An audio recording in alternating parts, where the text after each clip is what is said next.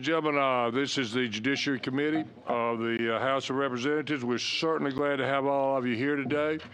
We're about to get started. We do not have a real long agenda, and we will just sort of see how it works. But again, we're certainly glad to have each and every one of you here with us. So with that, Brandy, would you call the roll for me? Hill. Here. Wadsworth. Here. Coleman. Allen. Ball. Chestnut. Drake. Here. England. Farley. Here. Faulkner. Here. Holmes. Here. McClammy. Pettis. Here. Robbins. Simpson. We have a quorum. All right, we got a quorum. We're going to get started. Before we do, ladies and gentlemen, I want to introduce, we have Judge Laura Hall. Judge Hall, are you here? And we also have Judge Michael Bunn. They're both probate judges, one from Pike and one from Marengo County. And we do have a bill today that deals with probate courts. So we are sincerely appreciative of you coming. I think it's a good bill. I hope you all do. So we will see. We'll take it up shortly. Also, Marika Hall is not here today. She's sick. In fact, Coleman, Miss Coleman, what did I say? Sorry, I apologize. Mr. You're right. Very good. Thank you. It's good to have a committee that helps you out from time to time. But Ms. Cole, Representative Coleman's not here. She's sick. So y'all please keep her in your thoughts and prayers, okay? All right, let's go. Before we, Representative Ingram, didn't you wanted to carry your bill over, but you wanted to say something about it? I did? 460. Ingram. That roll tide stuff hurts your ears. Thank you, Chairman. Go ahead. I'd like to ask to carry this bill over, but I was just going to explain that we're working on it and working on some amendments, and hopefully we'll be able to get it back on the next meeting. So I appreciate you putting this on committee, and I appreciate you working with us and getting a good solution to it. Yes, sir. And we do. We thank you. And that's House Bill 460, and yes, I hope to have it on next week. That's my goal. Okay. Thank you, Chairman. Thank you, committee. Representative Ingram, we appreciate you coming. First bill that Representative Shaver has a bill that we actually got out of here, and I think out of the House last year, and she has brought it back. It is House Bill 314. So House Bill 314. Let's take that up now. Representative Shaver. 337. 337. You're right. You're right. 337. Thank you, Mr. Chair. This is the same bill that I brought last year, felony attempting to elude, to clarify the statute. Currently, it's a misdemeanor under most circumstances, unless a third party is seriously injured or killed. It's a felony, and this would make it a felony if two circumstances take place. If a suspect is fleeing police on a felony warrant, or if the police have suspicion that they have committed a felony offense and crossed state lines, then that would be a Class C felony. And then to clarify, a Class B felony would be if any other person is injured or killed as a result of an accident from attempting to elude. Good. Like I said, this I think we amended this bill some last year, but this is the format it came out in, and this has got a favorable report last year. Are there any questions? Yes, sir, Mr. Faulkner. I move to give the bill a favorable report. It's the same bill, Mr. Chairman. It is. Thank you. All right, thank you. Is there any further discussion on this bill? All in favor of favorable report, please say aye. Aye. And Representative Shaver, you got a favorable report, and we appreciate your coming. Thank you, Chair and Mr. Members. Senator Barfoot, do you want to take yours? I think you said you had another meeting, but we can either hold it for you or you can take them now. What do you want to do? Up to the committee. I'm here. Be glad to address it. Go ahead. Mr. Chairman, members of the committee, I appreciate the opportunity to be here. I am standing in for Representative Coleman. As Chairman said, I think she's had an illness today. I have a similar bill, or exact same bill actually, that is in the Senate. And let me, before I address the specific issues in the bill, I'd like to kind of give the committee an idea of why I'm passionate about this. Going back 2 or 3 years ago, I started thinking, I'm in a courtroom as a lawyer that some of you may know, is why are we seeing licenses, people's ability to drive safely to and from work, to and from church, school, take the kids to school? Why are we seeing those licenses suspended for violations that have nothing to do with how if they're safe or available to, able to drive safely on the roads and streets of Alabama? I think we can all agree that suspending someone's license because they cannot safely control their vehicle is a legitimate reason. Aaliyah does that through points. There are other crimes out there, DUIs, that certainly I think licenses should be suspended for. However, there's a whole host of variety of reasons that we suspend licenses that have nothing to do with the ability to safely control your vehicle, roads and streets of the state of Alabama. One of those is, and this is not addressed in the bill, so I apologize, give me some difference here, but one of those is if you're not paying child support. Well, obviously, you know, there's a court order out there. We want you to pay child support. I'm not sure there's a nexus between the two. Matter of fact, I know there's not a nexus between the two. If you're not paying child support, your license can be suspended. This bill has nothing to do with child support and driver's license suspensions from that standpoint, but that is where I came from. That is the point that I started from. So we started looking at what changes can we make in order to make sure that the folks are safe out there on the streets. The licenses can still be suspended under certain circumstances, but give some fairness and equality and some, quite honestly, some legitimacy to why licenses are suspended. What we wound up with is a little bit different than where we started off with. Let me tell you what this bill does. It provides the courts the ability to suspend someone's license as they have before, with 2 exceptions. Those exceptions is that if you missed a post-adjudication hearing, in other words, you got a ticket, a citation, traffic citation, you came to court, either found guilty or pled guilty to that, and the judge set a post-adjudication review for you, whether or not you've had to pay money or come and do some type of community service. If you missed one post-adjudication review, your license could not be suspended for failing to miss one post-adjudication review. Now, the judge could still issue a warrant for you, but your license wouldn't be suspended. The 2nd, 3rd, 4th, 5th, 10th, keep going forward, not only could the judge issue a warrant for you, but your license could be suspended at that time. So it makes a minor change that if you've missed one post-adjudicatory review hearing, your license wouldn't be suspended for that. Second thing it does is, court systems around the state have utilized payment plans, and I think that's a good thing. I mean, not everybody has $400, $500, $600 to pay at the time that they either pled guilty or found guilty. So courts have set up payment plans, and in some cases, I mean, I've seen it even in Montgomery at $25 a month, a minimum amount. Well, in some cases, if you miss one payment, the courts, as I understand, some courts around the state are suspending your license for failing to miss one payment. And I personally think that's wrong. So what this law does is it modifies that. It says after 1 year, if you're on a payment plan, after 1 year, if you've missed half or more of those, the court could suspend your license, right? You still have in the judge's toolbox the availability of a contempt hearing, because if you show up and you haven't, say it's been 6 months and you haven't made a payment, well, under this law, if it's passed, you couldn't suspend somebody's license. But what you could do is you could set them for a contempt hearing to find out why they haven't been paying. And if there's no legitimate reason in the judge's mind, you could hold them in contempt for up to 5 days. So you still have that same tool. The only thing it does is those 2 things. The third thing is it relates, and quite honestly, I think everybody would be in agreement with this, even if there's some other controversy out there.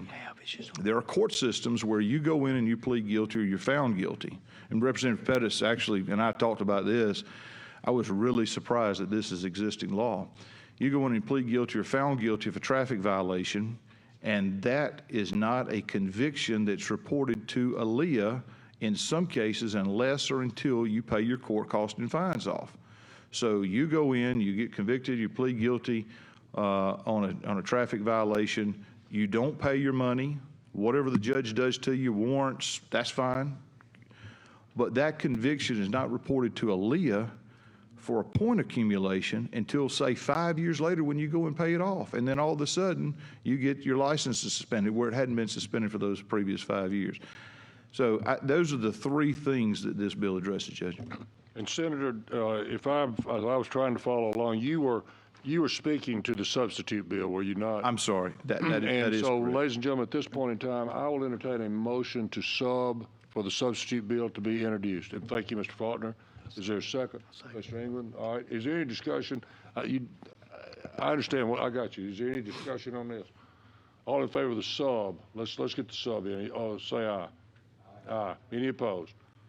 Okay, so the bill is substituted, and I think there is an amendment, isn't there, Mr. Faulkner? There is. All right. Tell us about the amendment. So, this was in a civil subcommittee, and we asked for some changes that I think make the bill better. And it's on page 2, line 15, delete the word only. These are more about the way, there's not a substantive change in this amendment. It was just making it more clear. And also on page 2, lines 21 through 24, paragraph 2, we were just changed the language a little bit to say that we let off within a post-adjudication compliance review.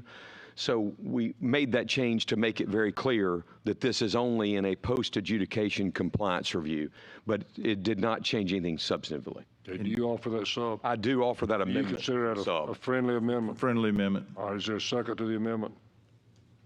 Thank you. There's a motion and a second to amend. Any discussion on the amendment? All in favor, please say aye. Aye. Any opposed? Okay, so your bill, we now have House Bill 200 as substituted and amended. It's back to you. Is there a motion, Mr. Faulkner? Question. Sure. Comment. Either way. Yes, Senator Barfoot, thank you for all the time in meeting with us about this bill. This is, and I want to really thank also the sponsor, the House sponsor, Representative Coleman, who I know is sick, and also the people at the various groups that came. They have been very, this bill from where it started has really been shaped, and I appreciate the willingness of people to make those changes, including this last amendment even. So, there are a couple of groups that are opposed to the bill at this time, that being ALEA and the Attorney General's office. We have made this bill better, and I guess my thing is at this point, I look forward to working. And if the bill passes, it passes. But I want you to know, I agree with everything that you've said, that Representative Coleman said, about trying to help people. If someone is getting their license suspended for missing a payment, I don't want their license to be suspended for that, for missing one payment. I am with you 100%.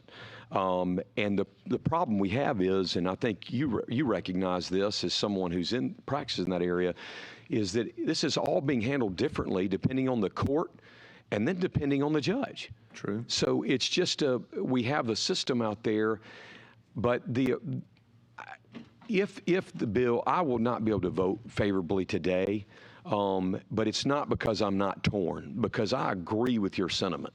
And I've told this to the House sponsor and to the folks that have been helping with the bill. I very much don't want to see someone's license suspended simply by missing a payment. Sure. And so, or even if it was one failure to appear on a post-adjudication, I don't want that either. I'm in agreement with that. I just think I look forward to, if it doesn't pass, look forward to working in the future to make this thing right. I commit to being open to have more meetings, but it was important for me, for you to hear that from me, and for the House sponsor, even though I know she's sick today, and I hate that. But it's important for you to hear, because I have spent some time on this bill with Representative Pettis in particular, and want to get there, want to achieve what it is you and Representative Coleman want to achieve. I don't think I'm quite there at this time yet. But I do thank you for everything you did to get this bill and in really being open to our suggestions. Thank you, Senator Barfoot. Thank you, Mr. Faulkner. Let me see, Mr. England, did you have a comment or a question, either one? Just a question. What is the opposition to this bill? Like, what's the problem? From what you understand. I don't know. I understand the Attorney General's office, there was some correspondence that went out. I haven't seen that correspondence, so I'm not really sure the legal opposition to it, or even practical. I don't know. That's what I need to know. I'm trying to figure out what the opposition to the bill is. You know, I prosecuted for several years in municipal court as well as district court. One of the main issues that we have is there's really no unified judicial court system.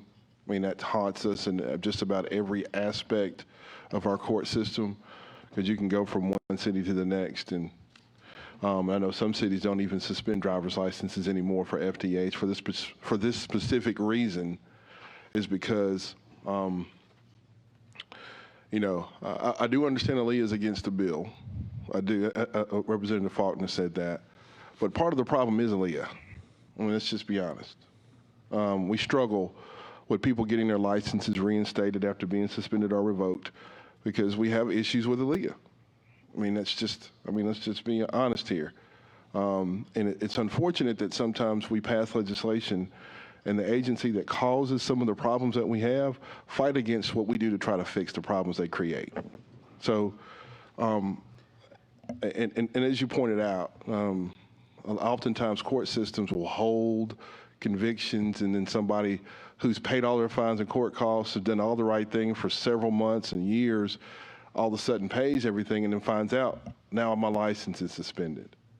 And, you know, one of the things that bothered me as a prosecutor for years is, like, I tell you, you got a ticket for driving while suspended, right? And so what we do is we'll continue the case and help you get an opportunity to get your license reinstated, right? So then you go, you do everything you're supposed to do, and then and once you pay everything, we dismiss the ticket, and Aaliyah turns around and suspends the license again. So, you know, again, I'm just trying to figure out is there some sort of, you know, a philosophical difference? Do we think that suspending somebody's driver's license is a deterrent from driving to work or driving to the drug program that we just made you go to? I'm just trying to figure out, you know,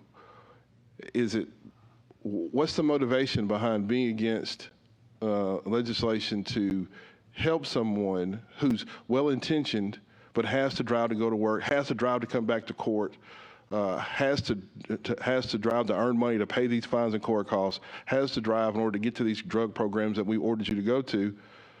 I mean, I'm just trying to figure out what the motivation is to be against something that will potentially help somebody satisfy those things, pay fines and court costs, and, you know, move on with their life. And I wish I could give you the answer to that. I don't know the rationale or basis for that opposition. I would agree with you that we set up these programs. We want folks to work. We have job employment shortages out there. There should be people whose licenses are suspended. Yeah. Those are the folks who cannot safely drive on the roads of the state of Alabama, as the code defines roads in there. And but again, I would say that this bill allows the same tools that the judge currently has in their discretion, with a caveat that if you're on a payment plan, you've been paying for a year and a half and you miss one payment, your license shouldn't be suspended. There should be some grace there. There's still the tool of a contempt hearing that the judge could have, even if you missed one payment. If you missed one court date, post-adjudication, you know, there should be some grace. Again, to your point, there are courts around the state that routinely allow, you know, if you've missed a court date post-adjudication, they'll send you a notice, hey, you missed court, but you need to show up the next time. But there are some courts that don't do that, right? You missed one post-adjudication review, and there's automatically a warrant out for you, and your license is suspended as well. So, Can anybody articulate what's wrong with the bill? And I'm sorry, I did not go to, I'm not on the civil subcommittee, thank goodness. So I just need to so can somebody articulate the opposition to the bill?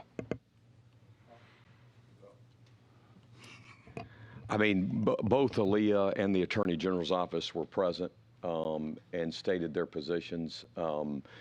You know, Aaliyah, I know that Aaliyah's position in this has to do with the ability of getting drivers, bad drivers. Too many people are caught up in trying to help those who are missing a payment, but too many people who are either continuously missing a payment or have a bad driving record who aren't paying or not appearing, that they're also would be caught up in this. So I think and as I understand it, Aaliyah doesn't suspend the license until the court sends and asks them essentially to do that. They were there. I don't mean to speak for them, but they were both present at the hearing, and we had a long hour-and-a-half meeting with them to state their position. And Representative Pettis and Representative Drake were there. Representative Robbins was there. I think the Attorney General's issue was a little different than Aaliyah's, and also Representative McClammy was present as well. Mr. Wadsworth, you had a comment? Question one. I've been practicing for about 33 years, and I've been on both sides as a prosecutor and also as a defense attorney. And people get caught in the system where they have their license suspended. Sometimes it's 20 years later before they're ever able to get caught up. Because if they have their license suspended and then they can't get reinstated because they don't have the money, but they got to go to work, they're in a cycle of they have to go to work to pay child support, or otherwise they go to jail. Or if they don't, and they may have these court appearances, they have to appear. If they miss it, I don't necessarily think that this should be the punishment for by suspending the license, when in fact, if you miss a court appearance, there's going to be a warrant issue, and then you go to jail, then you got to post a bond to get out, and you're in a system that you never get out of. And we have people throughout Alabama that are in these systems that cannot get out because one, financially they can't, and a lot of the things of failing to miss a payment has to do with failing to be able to get a good job and work. And I'm for the bill. I'm for not suspending it at all because I don't think it has anything to do with whether or not you can pay money or can't pay money. There's some municipalities that I've seen that they put you on a $50 payment schedule, and if you fail to pay the $50, it's an automatic pick out without even having to go back to the judge, which I think is improper, but they do it. But I had a guy that took him 20 years to get his license back. And because he had to work, he had to support his children, he would get another ticket, and then once you get another ticket, you're continue to be suspended. And he was paying all the fines, but it's just a matter of time. But I think we've got to get them out of this cycle where they're continuously in the court system for failure to and they never can get their license back. And that's my comments about that. Thank you. Mr. Pettis, you had either a question or a comment. One thing I'm going to comment on, Representative England's got a bill to help our hardship driver's license, which 90% of these people that have their license suspended to say they can't drive to work, they can get a hardship driver's license. It costs $36.50. Only one that's not eligible is if you've had a DUI.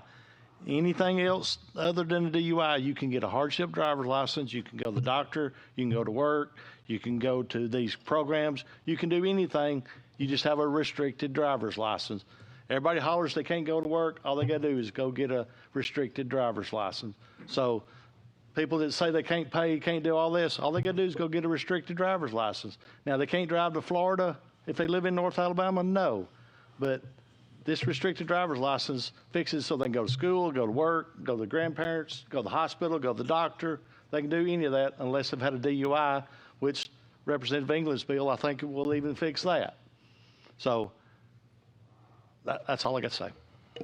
Representative McClammy, I think you want to either have a question or a comment, either one. I think I have a comment. Yes, ma'am. First of all, I just want to say, you mentioned the affidavit for the driver's license. I think a lot of us, even attorneys, just found out about that hardship affidavit yesterday when Aaliyah came in, because I was like practicing myself. I didn't even know about that, and some others didn't know about that. It's good to know, but I think the public should know about it so they would have an opportunity, since it's there, to even apply for something like that. And yes, I was there. I'm part of this subcommittee, so I was there on yesterday. I'm not going to go into my whole story, Chair, from yesterday, but you know, I usually have personal issues and concerns, matters when it comes to some of these laws. And as I said on yesterday, my father and I, we campaigned back in 2010, and we go out to the people. So we're in the clubs and in the neighborhoods. And this is when it came as an issue to us in our neighborhood, because where I live, we are the poverty area. And so we were noticing roadblocks around the corner from me, where people were getting pulled over and getting tickets for broken headlights and things of that nature. And they're afraid to go to court because we have certain judges, and I'm not going to use my terminology I did yesterday, but we have certain judges that are known that when you go into that courtroom, you're going to be pulled from your baby's arms and you're going to jail. And so they did not show up for court. So we therefore started an organization, Blue Money Community Resource Group, where they could meet us on Mondays at a club to discuss these issues, and we could assist them by working with a judge down there to make payment plans. And I know if we have these issues here, there are many, many more, as you have stated, around the state, where people are afraid to go to court because, first of all, they know they're going to jail on something. Even if it's a broken tail light, we don't always have the money just to go down there and pay that. And then if you send us to jail, when we get down there, we don't have a job because we're losing our job because we're spending time in jail because we have a broken tail light or we did speed or whatever. And so I do support this bill, but I do find it difficult to understand why anyone would be hesitant to support a bill as this. And for those who oppose this bill, I would like to know why. Oh, hang on, Mr. England. Mr. Robbins, I think do you want to speak again, Mr. England? I'll let you, but let's let him go first. Go ahead, Mr. I don't really have a question. I just want to point out, it's not in our packet that we got today, but in our civil subcommittee, we had some data on economic impact of suspended license and broke down. We had an estimation of what failure to pay was and failure to appear, and estimated about 23,000 people are those that are failure to pay and have their license suspended. And similar to what the general counsel for Mercedes-Benz said right here, I think we need to really heed his words when we vote on this bill. As he says, it hobbles the economy at a time when both could not be more essential to our state's continued prosperity as business industries. You know, we need to keep people working. That having a person have their license suspended has an $803, each individual's an $803 impact on our economy. If you multiply that by 23,000 people, that's basically almost $18.5 million impact on our state. And just in pure terms of economics, I think we need to have people working and not have them on the sidelines unable to work. Appreciate it. All right, here's where we are. I'm going to let you talk, Mr. England, but let me ask you this. Before we continue the discussion, I need a motion for a favorable report as the sub as amended. Can I get that? I move, sir. Thank you. All right, we got a motion and a second now, Mr. Ingram. Go ahead. Representative Pettis pointed out about hardship driver's licenses, you know, and all right, so you miss court one time, okay, and your driver's license gets suspended because you're the first time you miss court, okay? So instead of me coming to the courthouse to fix that and remedy that problem, I'm going to go apply for a hardship license instead of going to just fix the first initial time I miss court. And then I have to pay $36 additional for the hardship license instead of giving you $36 to get my license reinstated. I mean, and also, I just wanted to point this out because so last year, or in 2020, there were 2,275 people who applied for a hardship license. In 2020, there were only 472 of those granted. Do you know how many people are running around here right now? This is as of September 2021 with a suspended driver's license based on an FTA, 165,000 people. So 165,000 people are here whose license are suspended and revoked from an FTA, and you're telling them that they need to go get a hardship driver's license? Wouldn't you rather them spend that $36.25 getting their driver's license reinstated versus continuing to figure out a way to get around it? So, I mean, these two, my bill and that, and this bill, they don't even have anything to do with each other.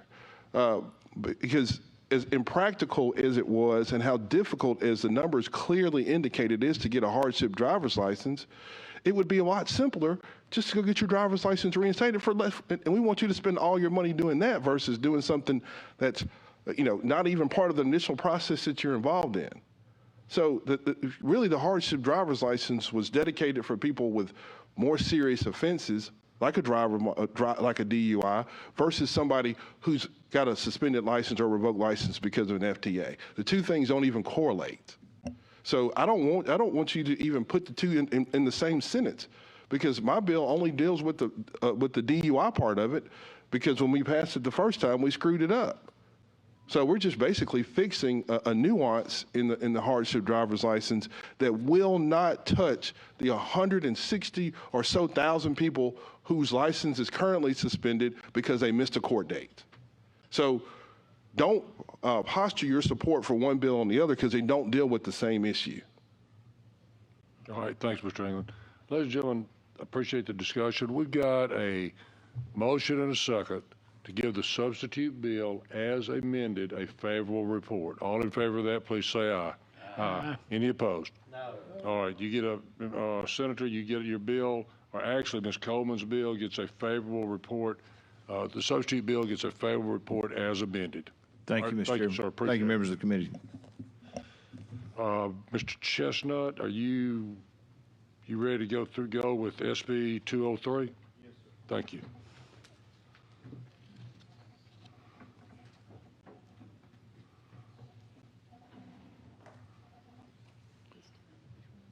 Mr.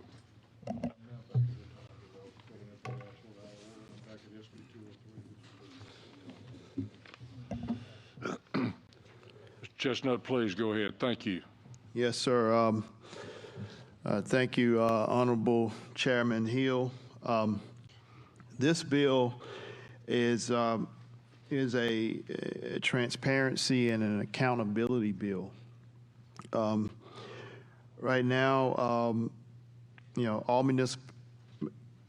municipalities are not required right now to complete the surveys to the AOC, but over 50% of them do it anyway. This will just make it mandatory, and this survey would show the collections and the disbursements the same as what happens in the district and the circuit courts. Transparency will allow the citizens and to know what their government is doing with the funds that are being collected by the courts. And just a few things that would be reported from the municipal courts to the AOC are the total court cases for that fiscal year, the total expenditures by the court, the annual operating budget for the court, as well as the annual operating budget for the municipality, so you can compare what the court collects and how much it makes up for what the municipality takes in total. And so the court clerk is to provide and certify the data to the AOC. And we as the legislature, as well as the Attorney General's office and the governor, will get a summary, a written summary of all of this. And so it just helps us to be actually unified because historically, municipal courts have been left out. And anyone who's practiced in municipal court, whether as a lawyer, prosecutor, or just had to sit as a municipal judge, you know that sometimes it's difficult to get all of the information, to get the full picture of the defendant that's in front of you, because there may be something that has happened in a municipal court, in some little small municipal court in a town that you probably never heard of, but it's not going to show up because it's not on the unified system, and everybody's keeping those paper copies. And so this is just, to me, it's practical. It makes common sense. It's time for us to, to be technologically compliant. So, but I do actually have an amendment too, because we have the support. Also, we had to kind of work to make sure we had the support of the clerks, and I've actually been in communication with the League of Municipalities on this also, with this amendment. So, are there any questions? Could you explain what it does? I read the amendment. It just looks like it makes them tie in, doesn't it? Yeah. So if you on the amendment, if you would take a look at page 4, okay, page 4.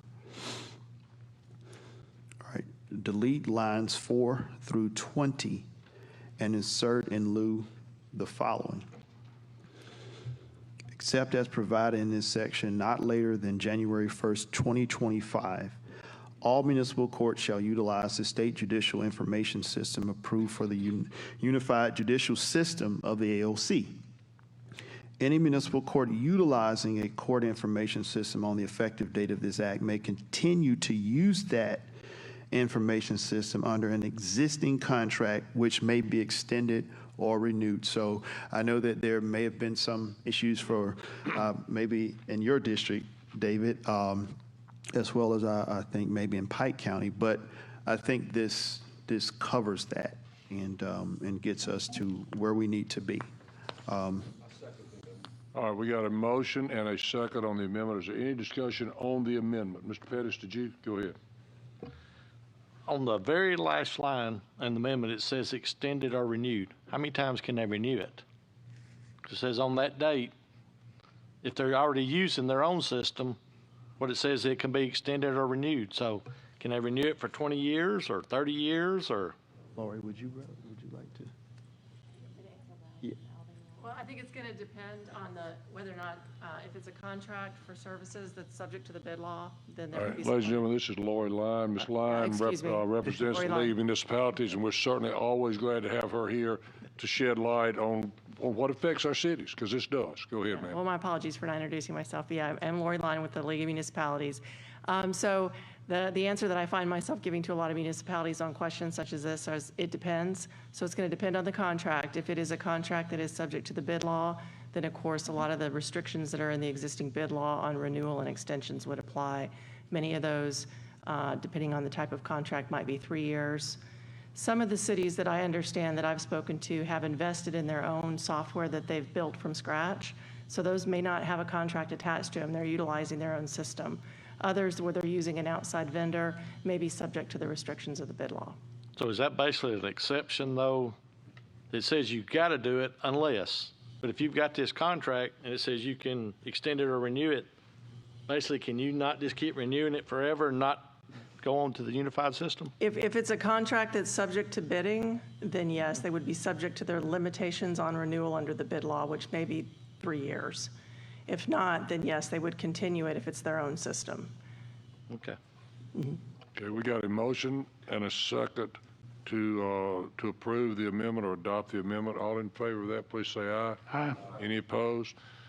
So, Representative Chestnut, we're back to you with Senate Bill 203 as amended. I've got a question. This may go to the representative for the League of Municipalities, but on page 4, the first line, it says municipality may use revenue from fines or fees to pay the cost of complying and reporting data under this section. Does that mean that whatever money they have collected, that they can use it to offset their cost of utilizing the system? Yes, sir. There is money that's collected. It's called the corrections fund. And the law says that they can use that corrections fund money. It has to be kept in a separate account, and it can be used for the administration of a jail or the court system. And just to make it abundantly clear that if there are any costs associated with switching into this unified system, which there will be some costs through AOC, that to make it clear that the court can utilize those funds in that separate account if they need to pay for those costs. And when you have a municipality that has limited income, this will allow them to pay for this changeover. I know the system will be great for attorneys and judges, because basically everything will be electronic filed, into the system. And judges, when you have an order, it won't just be in a file, it'll be online where it's easily accessible by everybody. And the system we have now through Alicourt, AOC, is great. It keeps people from having to travel many times just to go pick up a copy of a document. And if you're in a municipality, a lot of municipalities won't allow you to come pick it up unless you physically go down there and pick it up, versus them mailing it out. And then so you've got people, this will help a lot of folks, and it'll make it a whole lot easier for everybody. And it'll also, people can look online to determine whether or not they have court or don't have court, or if court's been continued too. So I think it's a great bill. Mr. Faulkner? Yeah, Representative Chestnut, I wanted to make sure, and I guess the League of Municipalities is in favor of this bill and has helped with the bill. Absolutely. That's why you have the amendment. Great. And with that, I'd move to give your bill a favorable report as amended. I second. And we've got that, and I'll second. all right, all in favor, please say aye. Aye. Any opposed? Okay, Representative Chestnut, we appreciate you got your bill. You say favorable report as amended. We've got several more, but I tell you, I want to take one more out of order. Representative Wadsworth, let's take 383. And the reason I've just introduced to you folks Probate Judge Hall and Probate Judge Bunn, who we both appreciate being here. We also have Associate Justice Mike Boland here with us. And Justice Boland was actually the probate judge in Jefferson County, Alabama, prior to the time that he went on the Alabama Supreme Court, where he currently serves. So, Justice Boland, we're certainly pleased to have you here with us today also. So, Mr. Wadsworth, if you run into any trouble, I think you've got 3 people sitting back there that probably know this thought process as well as anybody we've got in this state. Absolutely. Basically, what this bill does, this is an ALI bill, and it's the first in a series of a revision of the Uniform Probate Code. And right now, there's 2 different titles of the code that deals with administration of estates, and also deals with the removal of cases to the circuit court. And there's a whole lot of issues and confusion in this area of the law.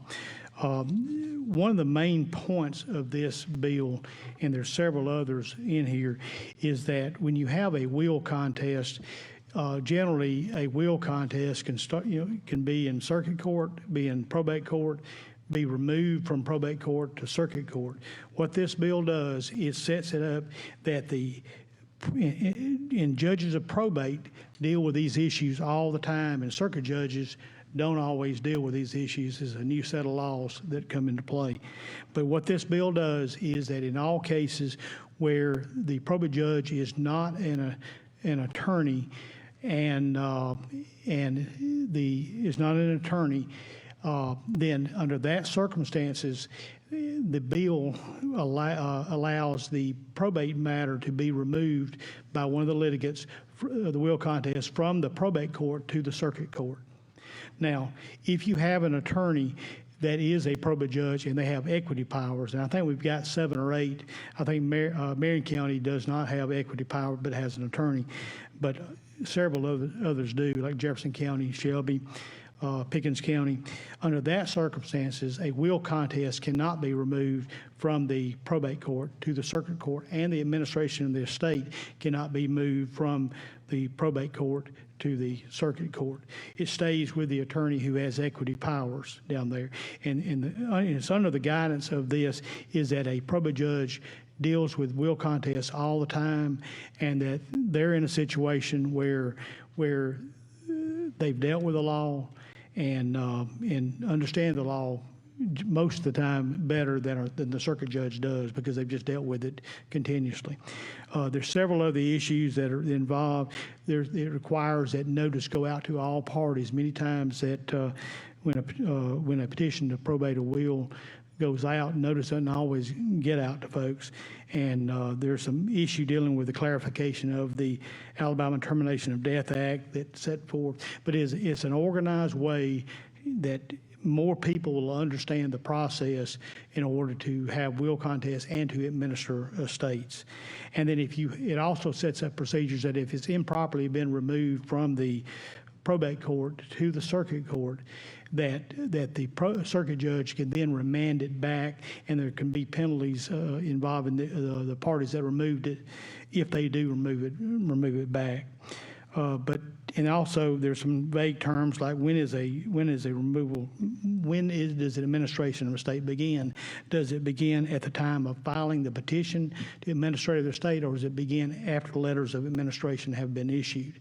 And in this case, it defines that the state administration, after the letters have been issued, is when the term when the terms is being defined in here.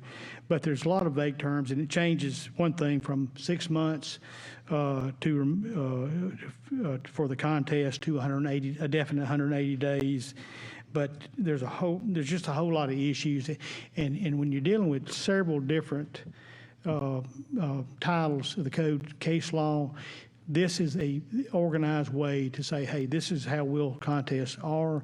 That the probate court has original jurisdiction, and it doesn't go to the circuit court unless somebody chooses to move it, and only in the situation where the probate judge is not an attorney. Okay. That's generally what the bill is about. And I appreciate it. What Representative Wadsworth has actually talked with us about today, ladies and gentlemen, is the sub to 383. So before we move forward, I would like a motion to adopt the sub, Mr. Faulkner. Thank you. Is there a second? Second. Thank you. So there's a motion and a second to adopt the sub. Is there any questions about that? Sure. Go ahead, Mr. Pettis.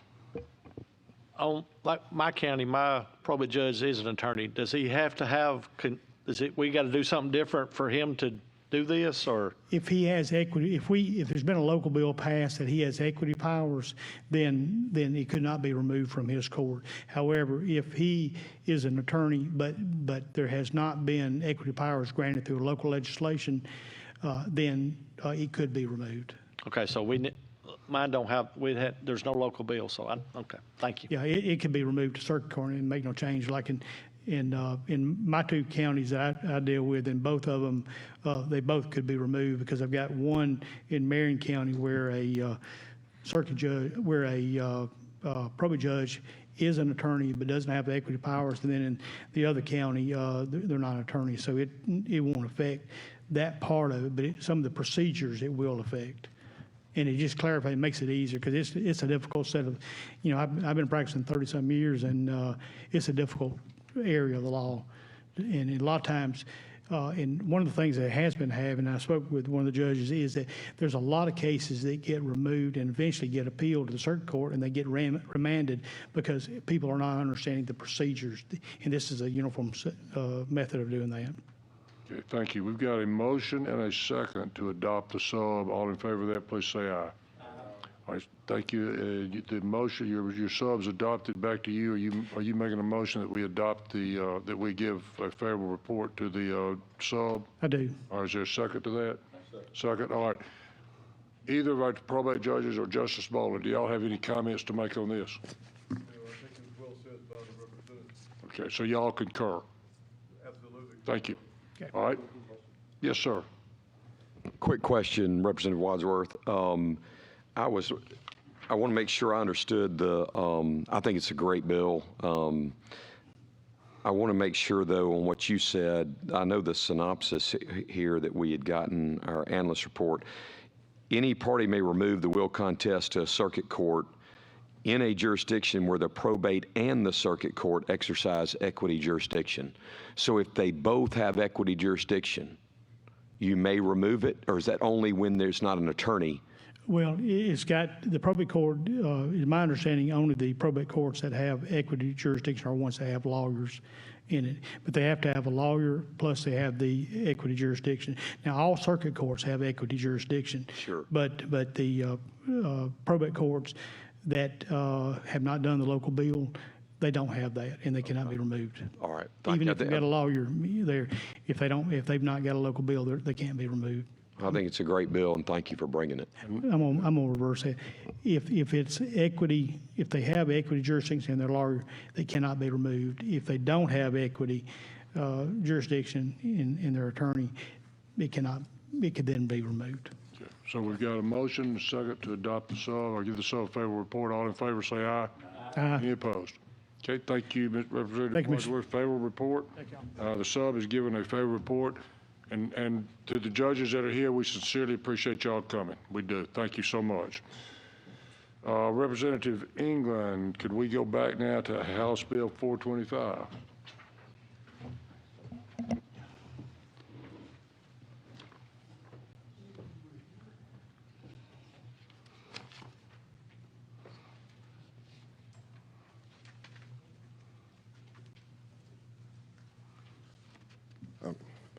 Thank you. House Bill 425 just simply seeks to clear up an issue that has been occurring with our hardship driver's licenses. When we initially adopted this, it was designed to help with those who had extended driver's license suspensions or revocations. But one of the things that was left out was, if you look on page 3, on subsection D, a person who has been adjudicated or convicted of driving under the influence pursuant to section 32-5A-191 within 5 years before his or her application for a hardship license shall not be eligible for a hardship driver's license. So it makes someone who's got beyond 5 years on their conviction eligible for a hardship driver's license. Thank you, sir. Mr. Faulkner, do you have a question and or comment? Representative England, I like the bill. Glad you're bringing it. I think it does help close a loophole that was keeping people from getting the, I guess it's called it's called a hardship driver's license. Yeah. And I support it. I was wondering why 5 years, though. You know, I mean, I guess it's saying someone who's convicted of driving under the influence, but why you have to wait 5 years before you could get a hardship driver's license, because that hardship driver's license allows you to go to work. Right. And those kind of things. So, well, that's just, if you get if I'm not mistaken, if you get a DUI within 5 years, I think either 5 or 10, but the prior counts, and it escalates the punishment on the second offense, which makes your suspension longer. So, if I'm not mistaken, the 5 years is just what we already had in law in terms of what escalates the punishment on the second offense. okay. Yeah. So you're comfortable with, I mean, because I would have thought it would have been less. Yeah. But I support the bill for sure for what you're doing, particularly after I learned, like Representative McClammy said, we've learned a lot about this hardship license, and now it's going to be able to be there for 4 years instead of 1. And but I was curious, because while I support your bill, I actually thought it should be maybe less than that. But thank you for that explanation. Yeah. Mr. Pettis, you had a question or a comment, either one?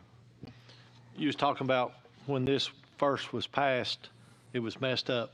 I brought up about the DUIs when this was passed, and I got overruled, because I said, I don't remember if y'all remember the story I told. I said we had Mr. UPS driver had his birthday. He went out last night and had just a drink too many, Mr. UPS driver going to lose his driver license. Mr. Murderer gets out of prison. They're going to give him a driver license. My UPS driver don't get anything. That was the story I told. Of course, I got overruled because I tried to get the DUI in it then. I remember. Thank you. So I can count on your support today. All right, good. We'll talk about some others. Indeed. Move to give the bill a favorable report. Thank you. Is there a second? I've got a question. Yes, sir, Mr. Wadsworth. And this may be for Representative Pettis as much as it is Representative England.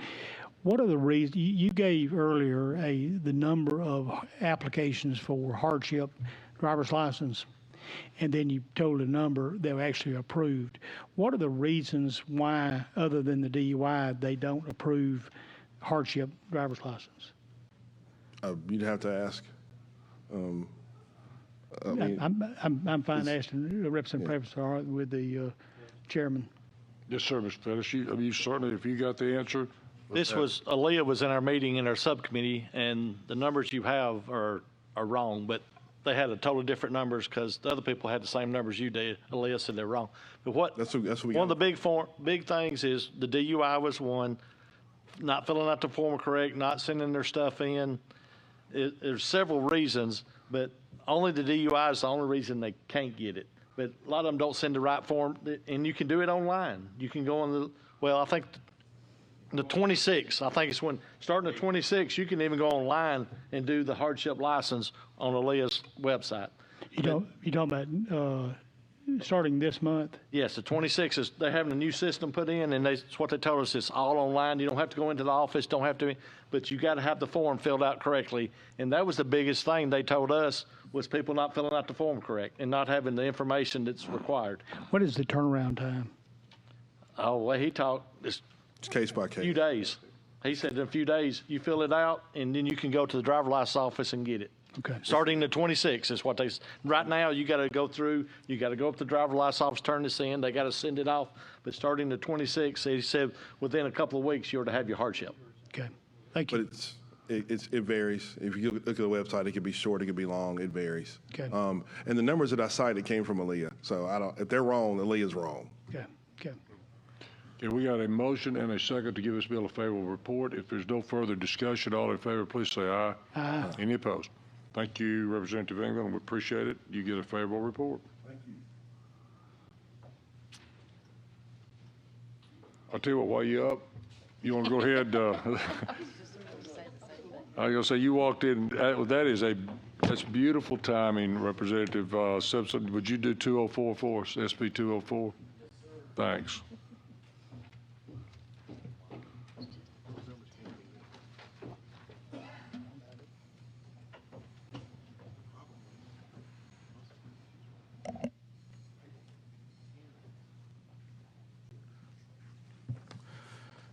Thank you, Mr. Chairman, members of the committee. SB 204 is a bill by Senator Livingston to restrict the disclosure of personal information of law enforcement officers.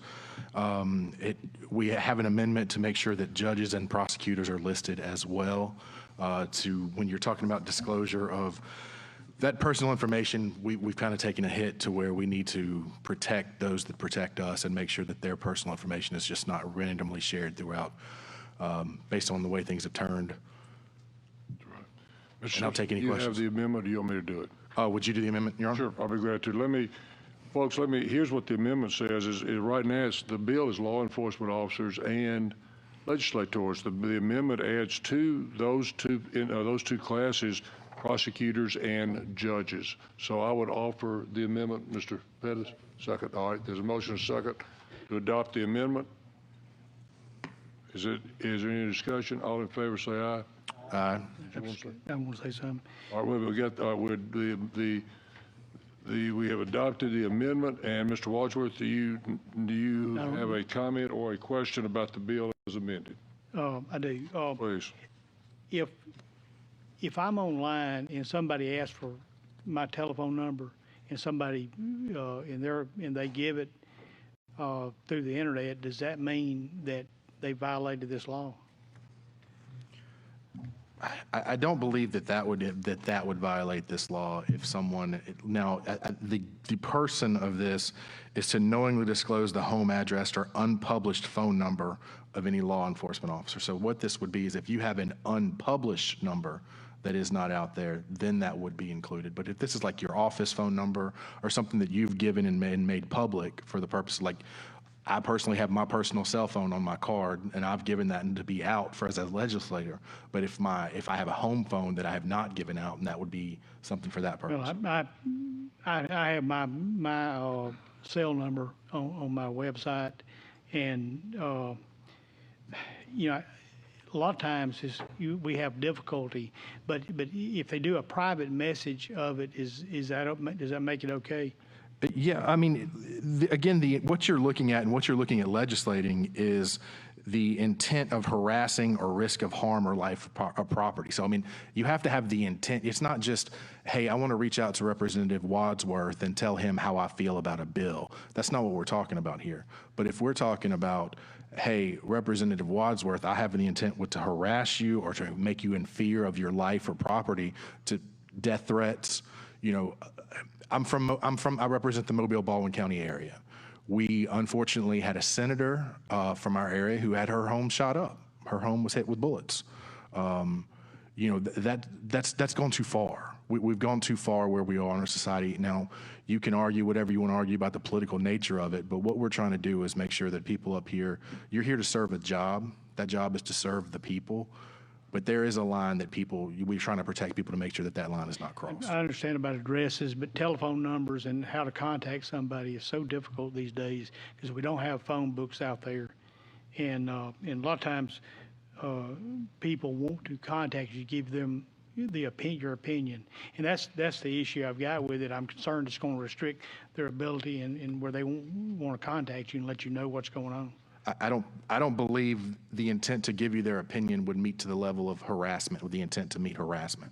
That's what's important in the language that you have. If you look on page 2 on line 14 and 15, you have to have the intent of exposing the law enforcement officer or legislator to harassment or the risk of harm or life. So if you're reaching out and saying, legislator, I have a problem with the bill, that is public comment. That is what our job is. We're supposed to serve the people. But if you become harassment of, if you don't vote this way on a bill, I'm going to attack your family, or I'm going to, you know, be careful when you walk across the street because guns are aimed at you. You know, we've advanced to that level in public discourse now, and what we have, and you know, there is that leap to go to harassment. So what this does is it takes those numbers to where you are only going to be in violation of this section if you distribute the number with the intent to harass. Could they not be charged with harassment? The purpose of this is you can always charge somebody with harassment for what they're doing. This is a front end defense of that, where the private information is not disclosed. Okay, thank you. Did you have a question? Yeah, I had 2 questions. Representative Wadsworth kind of touched on it. My thought is, how do you define what is published and what is unpublished? You know, it's relatively clear as if you have a phone number that you have published, if that's published on your legislative website, if it's published on your campaign website, if it's published on the situation where it is out for public review. But let's say, you know, I know we're in the new society, not a lot of people have home phone numbers, but a lot of people still do have home phone numbers, and a lot of people take steps to have their home phone number listed as unpublished when the phone book does come out. Right. So Like, if someone comes out and is attempting to display that unpublished phone number, that's a completely different ballgame than where you are from there. Right. Well, I know I'm just thinking about a couple things. One, it also lists address. So, for instance, you know, like my campaign finance report, what I file, it lists a P.O. box, but someone could go to the Talladega County tax map and type my name, find my address. I mean, so that would be public. That is any public. record. That's public information. Really, any record of wherever you live is already public. That's absolutely correct. They can go through that steps to do it.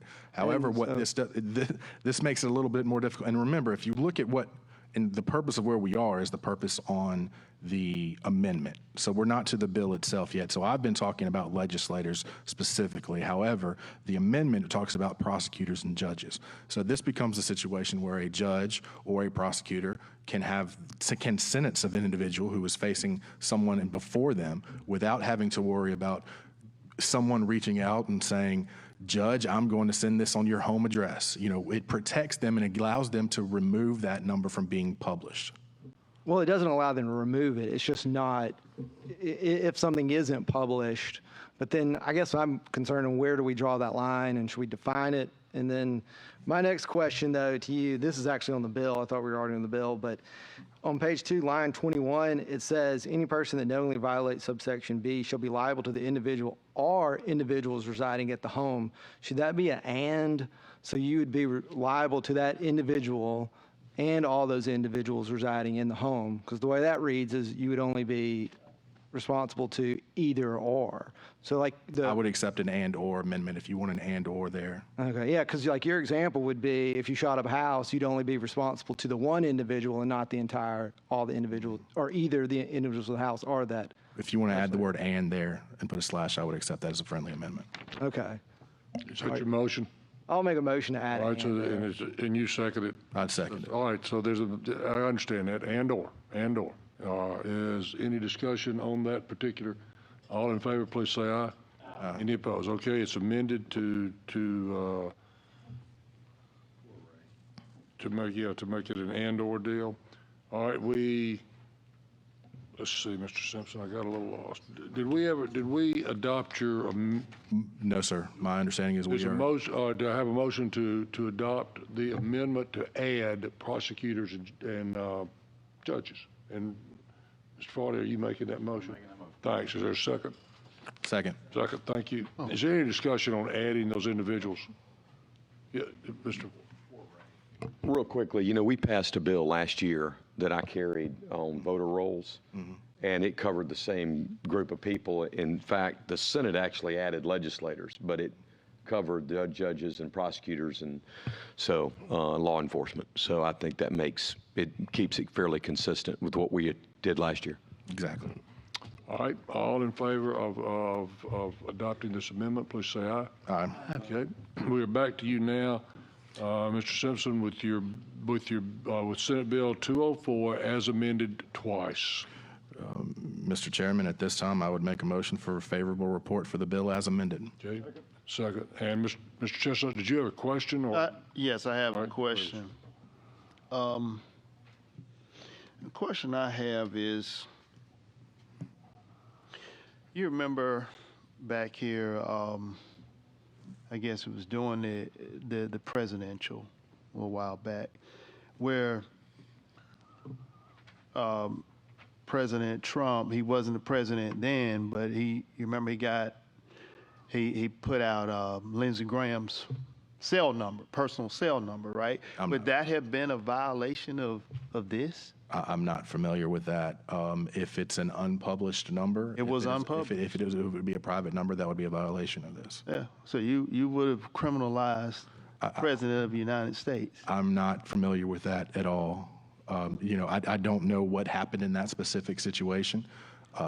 But yeah, if someone's for a legislator in Alabama, if the president of the United States wants to, and again, you have the whole situation of what can they be charged with as a crime and all that stuff. We can go into a philosophical debate on what you can charge the president with as a crime. Yeah, well, he wasn't president at the time. Well, I mean, you're bringing it up. So do we want to talk about it as an impeachment purposes? Are you saying that if someone files that complaint, that would be an impeachment purposes? Or are you I'm not talking about. Are you just making the point to make the point about what happened?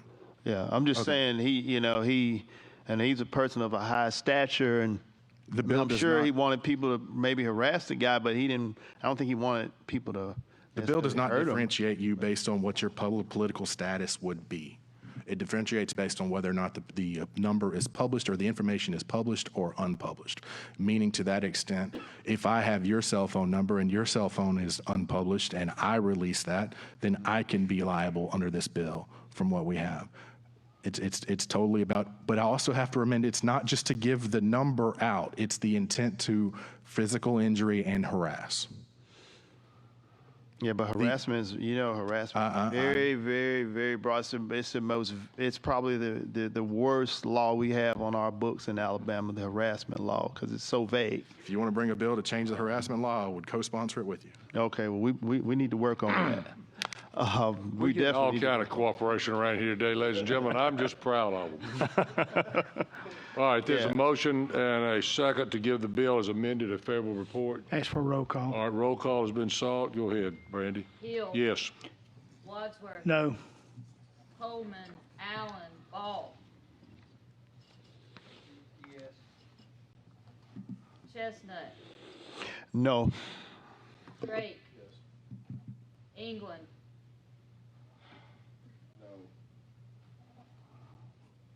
Farley. Yes. Faulkner. Yes. Holmes. Yes. McClammy. Pettis. Yes. Robbins. Simpson. Yes. Okay, the ayes have it. The yeses have it. So your SB 204, as amended 2 times, is given a favorable report. Okay? Thank you. Good discussion. All right, ladies and gentlemen, let's move. Next bill we're going to take up, Representative Robbins, House Bill 314.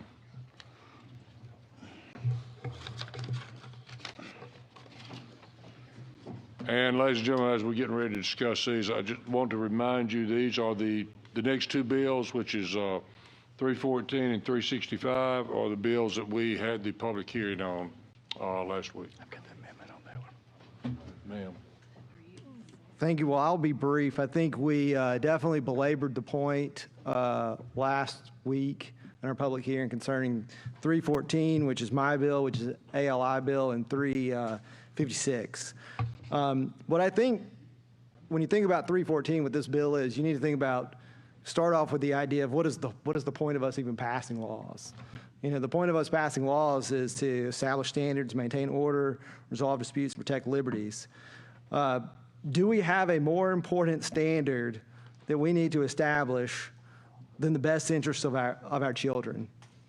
And that is the most important standard that we have, and the most important thing that we must care for as a state is how we raise our children, and that is where this bill starts. This bill starts at what is the best interest of the child. And so that's where we need to have our thought process. And if you think about it, that's the whole point of us having laws. We want to tie our hands, and we want to make sure that we are focused on what is in the best interest of the child. The other bill that you will hear is, it does mention the best interest of the child, but it's focused on the parent and the parent. The parent is important, but the child is what is of the utmost importance. And we need to start at that point of where do we want to be, and where do we want to make sure that we are concerned with the child. What 314 does, in essence, I know you've heard a lot of different things on what 314 does, what 356 does, but briefly, it just removes antiquated provisions within the code. We require the parents to submit to a parenting plan. We add the responsibility of parents to discuss it, where they have to discuss important matters with both parents. We define what a parenting plan is, and we allow for a progressive scheduling to allow for time sharing. But what this bill does, what is so important, is it allows for judges to have discretion over every case. Every divorce case, every custody case is unique, and we must treat them uniquely. And so what that means is we need to let a judge have discretion. We don't need to force their hands, his or her hands, with presumptions and only overcome by evidence. They need to be able to review the factors that we set forth. In essence, this bill is a compromise. We give discretion to judges, but we as legislators are telling them the factors that they must consider in using their discretion. And I think what's also important when you think about 314 is that we allow judges to have discretion, but we give them the factors. But this isn't just a legal issue, it's a science-based issue. We continuously hear about studies and social science data. 314 has the social science data. We heard from Dr. Smith last week, and if you read from her notes that she provided us, she even says the custody arrangements, both joint custody arrangements and primary custody arrangements, should always be individualized and put the needs of the child first. So that is social science data, that they should always be individualized and put the interest of the child first. She also further goes to say that because children have individual needs and families have individual concerns, the time splits in joint physical custody vary from 35 to 60, 40 to 60, 50 to 50 of the child's time. Every family is unique, every child is unique, and those circumstances are unique. We must take that into consideration. And if we start at a rebuttal presumption and we start at this 50-50 level, then what we're doing is we are going back to the old model of the tender years doctrine. The tender years doctrine simply was that the mother obviously would be the best caregiver. So we must give custody to the mother. And we did away with the tender years doctrine in 1981 or 82. We would be going back to a similar model where we say, obviously it's 50-50 every time, but we don't know that because every family is unique. And if we take the ability for judges to look that mom and dad in the face and make a decision on what's in the best interest of that child, then we are taking the responsibility away from our judges, and we are forcing children into circumstances that are not always in their best interest. So I would be open to any questions from any of the members. Hey, well, before we do, Mr. Wadsworth, I think you got an amendment. I do. What the amendment does on page 9, line 13, after that, one of the issues we've talked about is that if a parent attempts to alienate that child from the other parent, that is, many judges actually take that into effect, but it's not spelled out that they can take it into effect. And what this amendment does, it adds, number 18 is that as an additional factor the court can look at is any history of a parent's intentional interference or attempt to damage the relationship between the child and the other parent. And it adds that in and renumbers that. And You consider, Yeah, I consider that a friendly amendment. so do you second that amendment? I do second that amendment. Well, ladies and gentlemen, we've got a motion to amend, as Mr. Wadsworth has just pointed out, and a second. Is there any discussion on the amendment? And all in favor, say aye. Aye. Okay, your bill's amended. Mr. Robbins, it's back to you. Well, with the bill amended, I ask for, okay.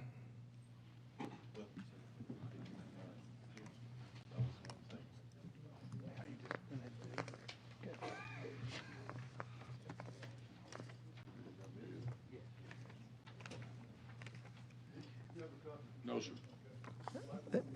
Can I have a copy? I certainly want the sponsor to have one, yeah. Nope, not to my knowledge.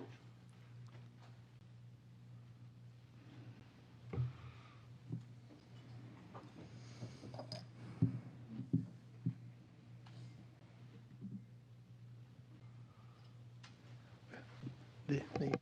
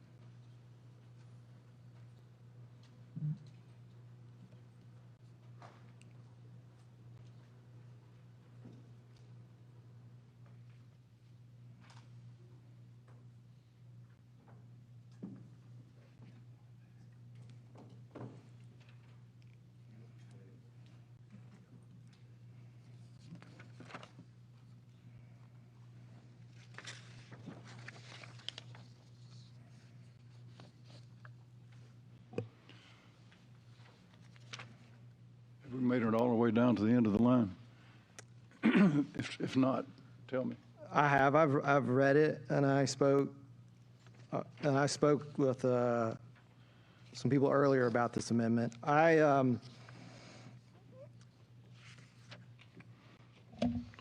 don't believe that.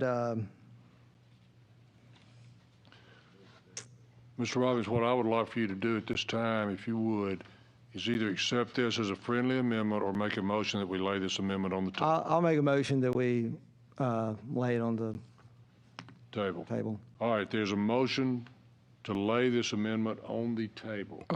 Question. Mr. Chairman, would you explain, is the amendment going to be explained? Or is that? You, certainly.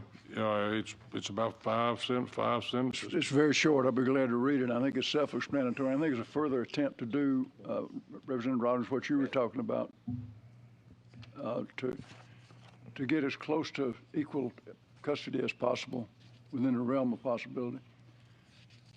Page 3, line 23, after the word custody, insert the following language. Paragraph B of line 14, it is the intent of the legislature that this act be implemented in a manner that recognizes the importance of family and the fundamental rights of parents and children. The goal of joint custody is that the child has equal or approximately equal time with both parents, although that goal may not be fully recognizable or realizable in all cases. All right, there's a motion to lay this on the table. All in favor of that motion, please say aye. Aye. Any opposed? No. All right, the motion is laid on the table. Back to you, Mr. Robbins. If there are no further questions, I move for a favorable report.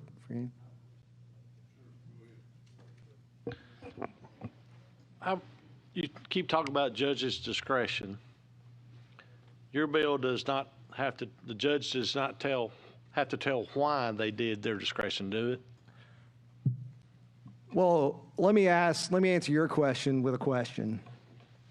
Do you think, or would you want a child to be aware of the fact that their father beat their mom or their mom was a drug addict and they have to read that in order as to why? Just for saying, my thought is some things we do not want in an order, and some things a judge, he or she, can see in that individual and know, and these are public records, or this is information that a child could see at some point, and I think that sometimes we don't want some of this information being known to their children. But on the same token, if you appeal the judge's decision, I've talked to appeal judges, and what they tell me, if it's not written down, they cannot consider it. So they do not have that, what the judge sees. I mean, the judge could come in and say, well, you were in a white shirt. I don't like your white shirt, so I'm ruling against you. And I'm going way out, but I guess I'll give you an instance. A judge went to church with one of the members, and he ruled for that member that he went to church with. There's no way to appeal that. If that was the only reason, don't know.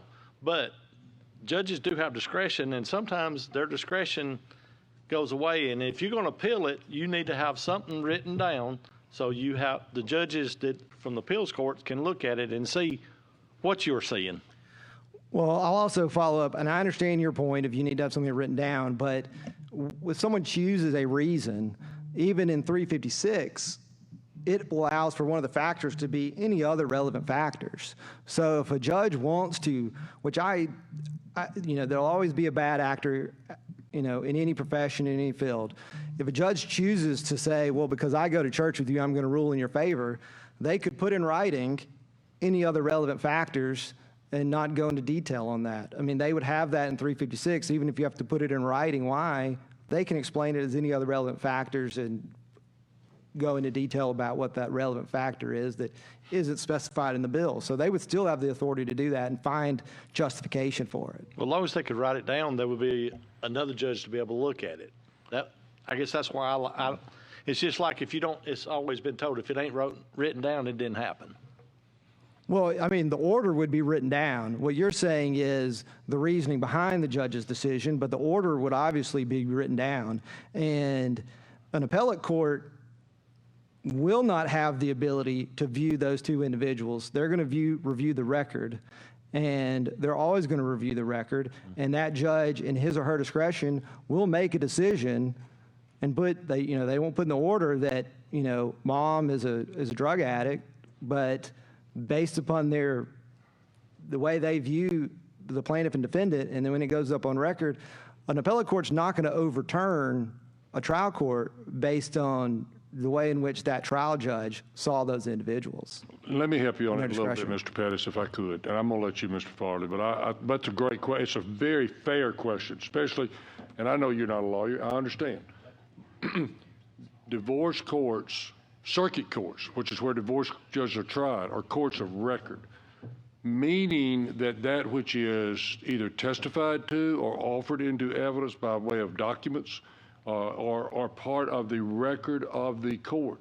Consequently, that testimony that is in writing on appeal, or those documents that are in writing, or pictures that are offered into evidence and accepted into evidence by the court, are transmitted to the Court of Appeals or the Supreme Court. So consequently, while it may not be articulated within the body of the order, it is in fact down in black and white in the record that is taken down by the court reporter at the time of the trial. I got your question, and I do understand it, Philip, but I want you to understand to the best we can what we're doing here. All right, and Mr. Farley, go ahead. Thank you, Judge, Mr. Chairman. I think you cleared it up. There's a difference between the record and an order. Correct.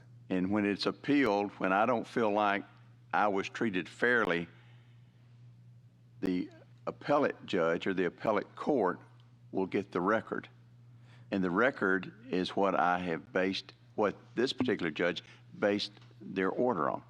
Correct. And when you write an appeal, you can, you get the entire transcript. So you get the transcript, and then you could even cite in your brief, page 3, line, this was testified to in court. So you can cite that in your brief. Yeah, I get it. And like I said, I'm not an attorney, but going into different courts in my 37 years in law enforcement, and I see people out here that are shaking their heads that it didn't happen to me.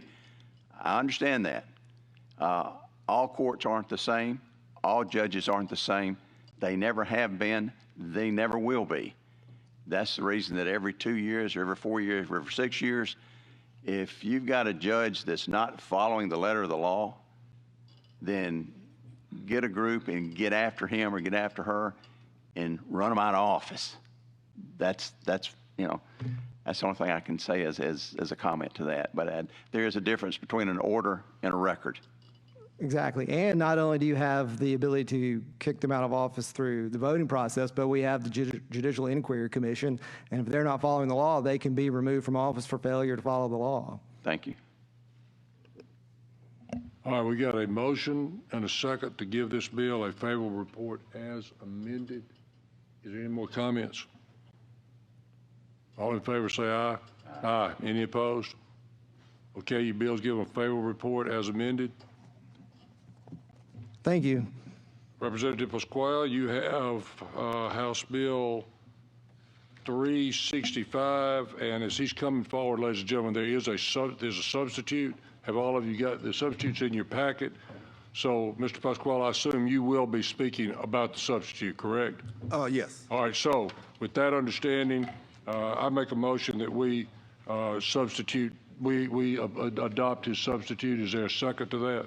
Thank you, Mr. Holmes. There's a motion and a second to adopt the substitute. So that's what Representative Pasquale will be speaking on today. Okay, all in favor of adopting the substitute, say aye. Aye. All right. Any opposed? You are substituted in, Representative Pasquale. So let's talk about 365 as substituted. Mr. Chairman and members of the committee, thank you for giving me the opportunity to present HB 365 for your consideration of a favorable report. Just a couple of things, I guess we call it house cleaning. I disagree with the previous comments that this bill, HB 365, is about parents. In 2011, this similar bill was introduced to the Senate, and the conversation was, we will only pass a bill if it's strictly focused on our kids. So HB 365 is strictly about the parent-child relationship, our kids having better outcomes. HB 365, this bill, the highlighted areas that you'll see is the language that passed out of the Senate the last 3 years. We started this process in 2008. The Alabama House actually passed a House Joint Resolution in 2008 stating that our current family law practices, they're outdated, antiquated, and need to be updated based on the most recent scientific data. That was in 2008, and it gave the legislative body, the committee, 3 years to come up with a proposed solution and present to our legislators so we could change the law. That was in 2008, and I stand before you today, and we still have not made a change for our kids, but I bring you good news. This bill, as mentioned, we have vetted this process for about 10 years upstairs in the Senate. It passed out. I want to applaud this current committee here. Last year, this bill was in your committee, and you passed it out of your committee with the rebuttable presumption language, so I want to applaud you for that. Similar language, we have, of the 67 counties in Alabama, I would like to applaud Madison County. There are circuit courts, 7 judges have a standard order that creates a rebuttable presumption that they start with equal custody in all divorce cases, and they outline factors to overcome that presumption. So we do have a model in our state currently. The state of Kentucky, I've been in constant contact with them since 2018. They passed a similar language to HB 365. Their language is a little bit stronger language. Let me go on page 7 of HB 365, on page 7, line 14, you'll see it highlights or talks about rebuttable presumption language. And based on the public hearing and recommendations from the opponents last week, we clarified that the evidence is a preponderance of evidence. So that's what you will see in HB 365 on page 7, line 14. I personally think it should be clear and convincing evidence, but I think this moves us in the right direction, and that's why you see that change in the current bill as it's written now. I think in order to determine whether this bill should be voted out of this committee or whether this bill should become law to promote better outcomes for our kids, the question is, why do we need a bill? We have a current child custody law already. Why do we have to change anything? And I'd like to take a few minutes to kind of share the problems that have been presented to myself and the organization called Alabama Family Rights Association in the last 10 years. Currently, well, you may not know this, but current family law is not concurrent with national standards. It's not concurrent with the research. I applaud, I think it was Dr. Smith last week out of Tuscaloosa. She testified in support of 365 by stating that the research shows kids have better outcomes, not just when kids have equal custody, when they have anywhere from 35% time with one parent to 50% parent, with both, 35% to 50%. HB 365, I keep hearing people talk about 50-50. In 2011, the bill stated 50-50 in 2011.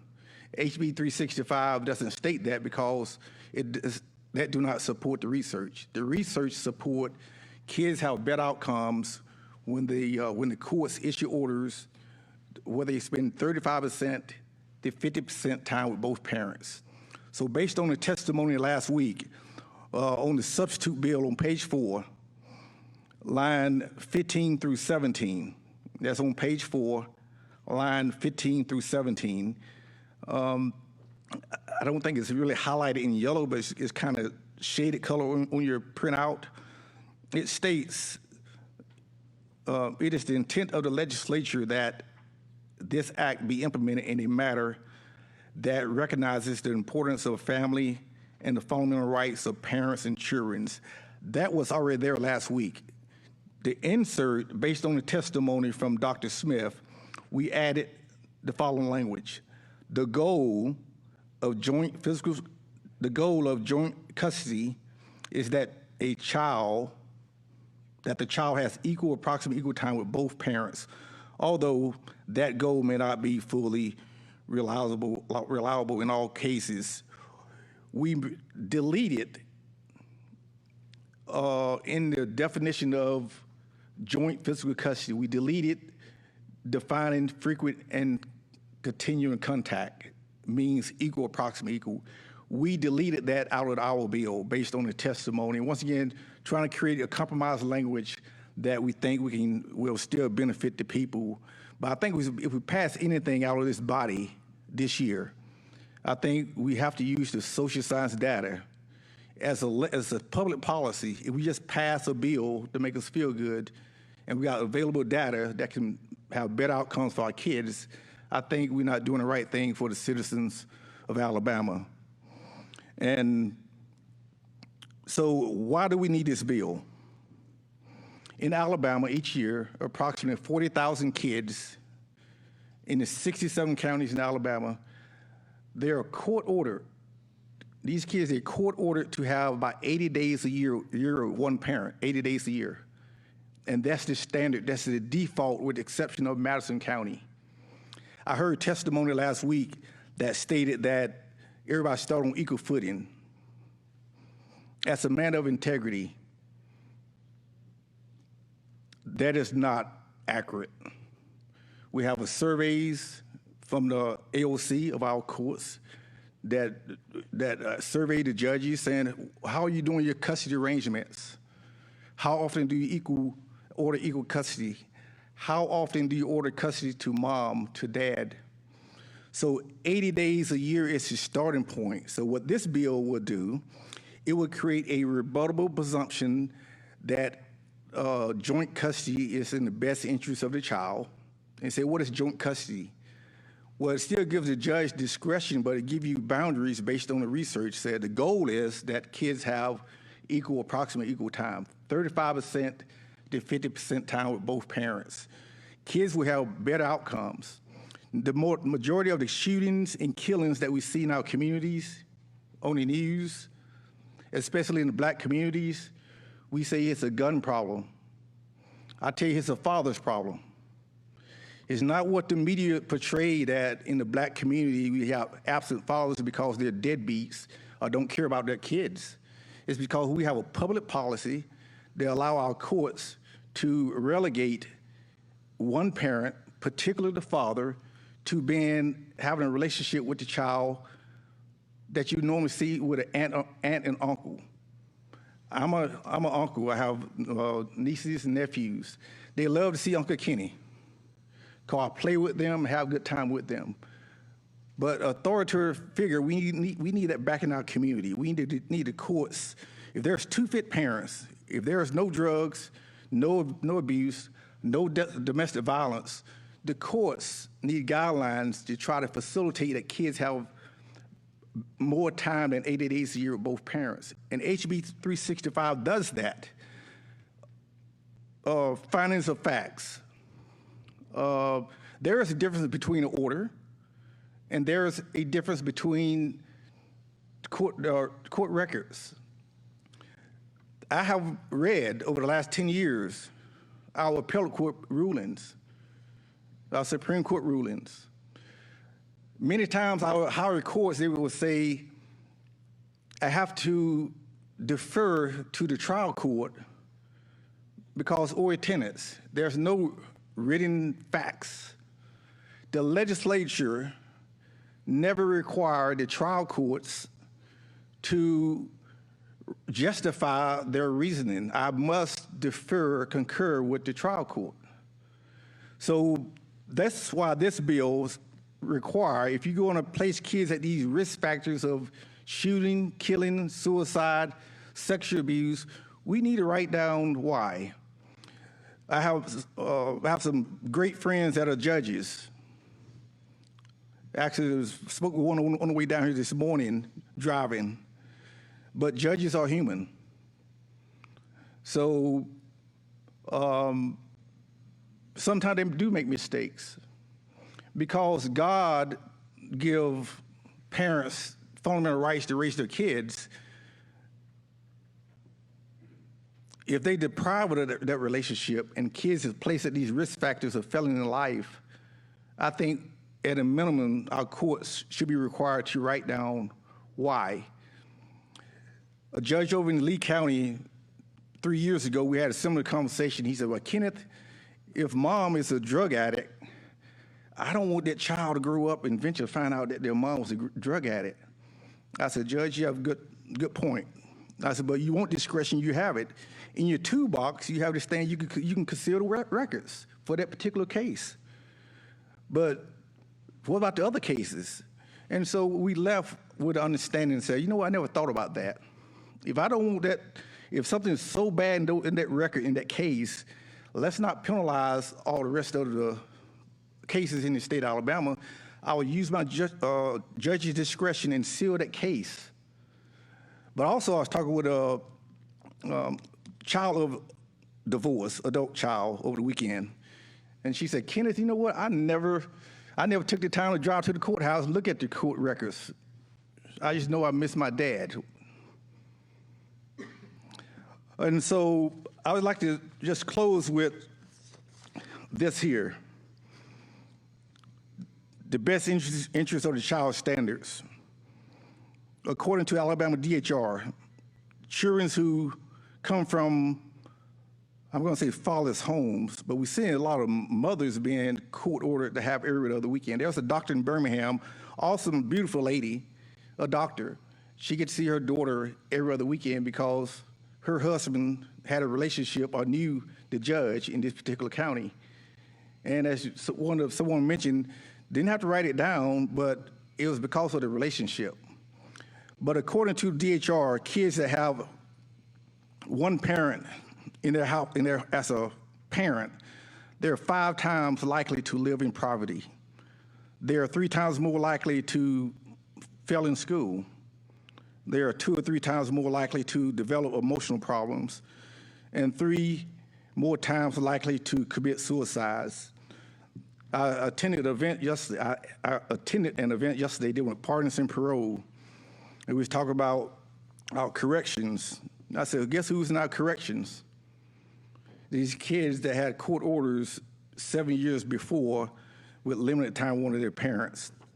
I shared this last week, this picture is an obituary of a young kid that was shot and killed in 2014. He was an awesome kid when he was 7, but grew up, became a angry black man that's portrayed in our communities. And you say, why was he an angry black young boy? He is one of his father. And so last week, the opposition, they had about 45 minutes to an hour to ask questions and answer questions. And I would like to open, I'm welcome to take any questions about the bill, but the biggest difference between my bill and the bill you just gave a favorable report is 2 main things. It's, well, it's actually 1 now because we struck out frequent and continued contact means equal, approximate equal. We deleted that out of our bill and just inserted it as a goal for the public policy. So the main difference is there shall be a rebuttable presumption that joint custody is in the best interest of the child. That rebuttable presumption may be overcome by a preponderance of evidence set forward in written findings of facts that joint custody is in the best interest of the child. As I mentioned, Madison County is doing this, the state of Kentucky is doing this, even Arkansas, we let them get in front of us. But this is based on social science data, and I believe if we pass this legislation about 10 years from now, we will see less violence in our communities, less shooting, killings, less behavior in our schools. With that, Mr. Chairman, I'm open for any questions. All right, ladies and gentlemen of the committee, does anyone have any questions for Representative Pasquale? Okay, this is it. There's a motion for a favorable report, and there's a second. Is that correct? Okay. All in favor of a favorable report, say aye. Aye. Any opposed? No.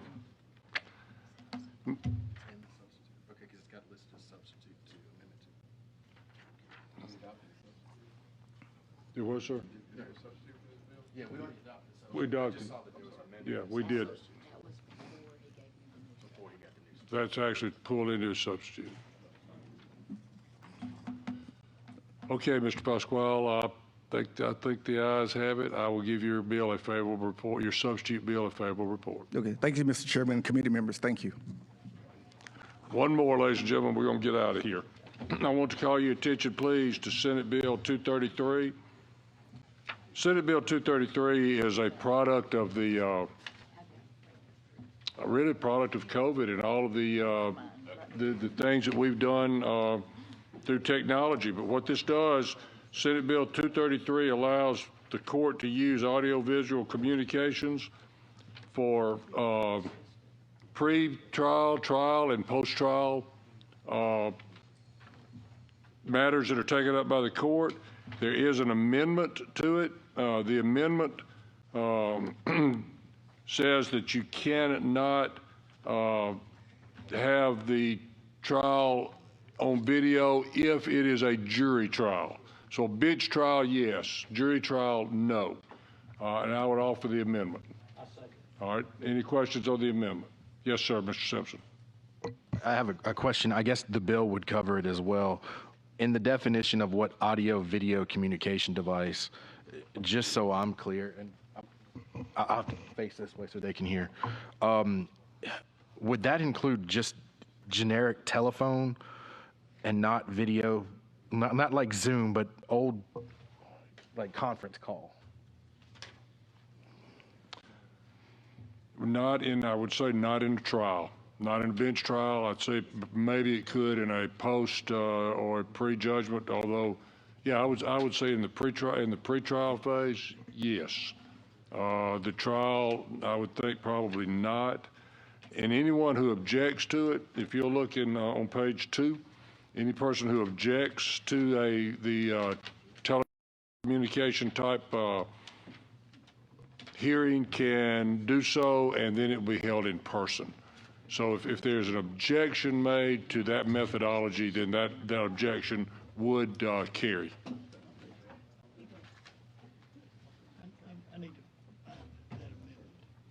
It's right on the front.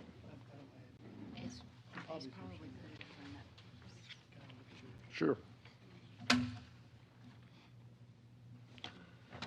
The amendment allows it for pretrial, post-trial, or bench trials, not jury trials. And like I said, the bill itself allows anyone to opt out of this. All they have to do is do so, and they're allowed to. Did we adopt the amendment? We did not. All right. All right. Is all in favor of the amendment? Please say aye. Aye. Any opposed? All right. I would now ask that we give the bill as amended a favorable report. Second. There's a second. All right. I'll make the motion. If you'll make the second, Phil, that'll work. Thank you very much. Any further discussion? All in favor of giving this bill a favorable report as amended, please say aye. Aye. All right, it will do so. Ladies and gentlemen, thank you all very much. We are adjourned. I appreciate you all coming. Thank you.